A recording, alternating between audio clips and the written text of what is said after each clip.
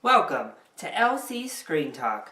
My name is Larry, and this is my review of Boy Next Door.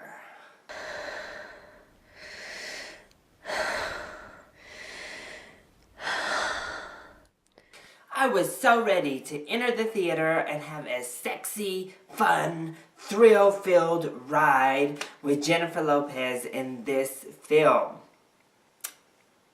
Unfortunately, it didn't really work out that way for me.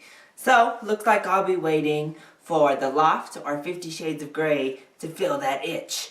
But, as for this film, let's go over the few things that it actually gets right. Well, if you're going to have a film on kind of a sexy premise, you need two really sexy leads, and that is definitely the case here. As we already knew, Jennifer Lopez is gorgeous, one of the most beautiful women on the planet. She looks amazing, and she's totally believable as a really hot teacher that one of her students would totally want to get with. Where were the teachers that looked like this when I was in high school? But Ryan Guzman also is just a stunner. He's really good looking and, again, totally passes for the part of a student who could seduce his teacher into a soiree. So it always helps to have really attractive leads.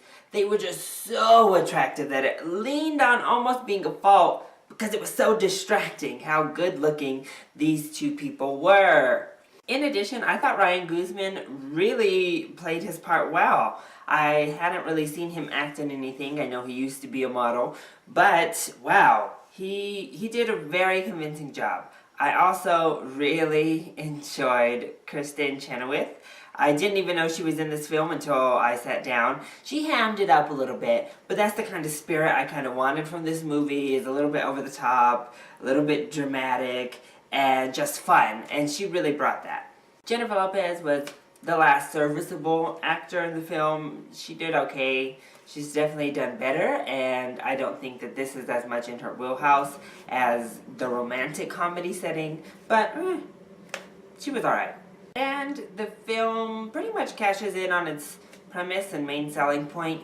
As I mentioned, it is very sexy, and it has some thrills, so if that's what you're really looking for, especially a sexy movie, then this is right in your wheelhouse. But that's where the buck stops on this one, because all the rest of it is pretty negative. Starting with the biggest glaring issue of the whole thing, and that was the script. It was so cheesy and terribly written. I was gagging at the start of the film. When he's like talking to her and giving her these really terrible pickup lines, I was dying. And the lines weren't supposed to be over the top cheesy. It was just bad. The scenarios were bad. They were predictable. The dialogue was horrid. So at least your eyes were feasting on something attractive because your ears were bleeding. That's how bad it was listening to the writing of this film. As I kind of alluded to, the acting isn't that great either. Jennifer Lopez is okay, and she shines when she's meant to be personal. Awkwardly enough, I don't think she does sexy all that well. I don't think she knows how to handle it, and in the action parts, also she doesn't really know how to handle herself. It doesn't help that her character was written terribly. I thought the son, whoever that young actor was really bad. And I felt sorry for him. He was just so bad. And then all of our minor characters were just bad. It was pretty bad acting to aid the terrible writing they were handed.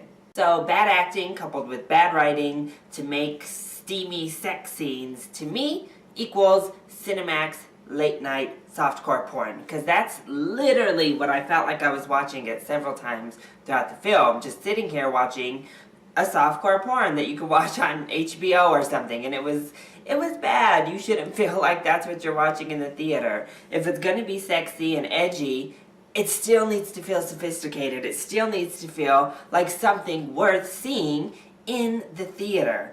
And that was the main problem here. The production value was not very good, and all of the components added up to a very subpar film. In addition, I thought it made females look really terrible. It all revolved around men, and Jennifer Lopez's character just did such stupid things in the sake of men and her tunnel vision for men, and men had the power throughout most all of this film. It just bugged me, and I thought it portrayed women as just so stupid and so ridiculous. But overall, I was expecting a sexy thrill ride, and I was presented with an attractive outside that had a very ugly inside. And I can't recommend this film in good conscience to anyone. If you're interested, wait till Redbox, but really, this overall is a skip other than some nice eye candy walking around on screen.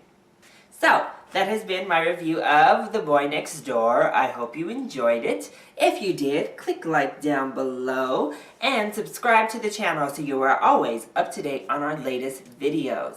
Also, join in on the conversation. Have you seen The Boy Next Door? What do you think of all these sexy thrillers coming out over the next month or so? And what is your favorite Jennifer Lopez movie? Let me know down in the comment section below or hit me up on Twitter. I love you all so much for your support. Mwah! Thank you for watching, and I'll see you next time. Bye!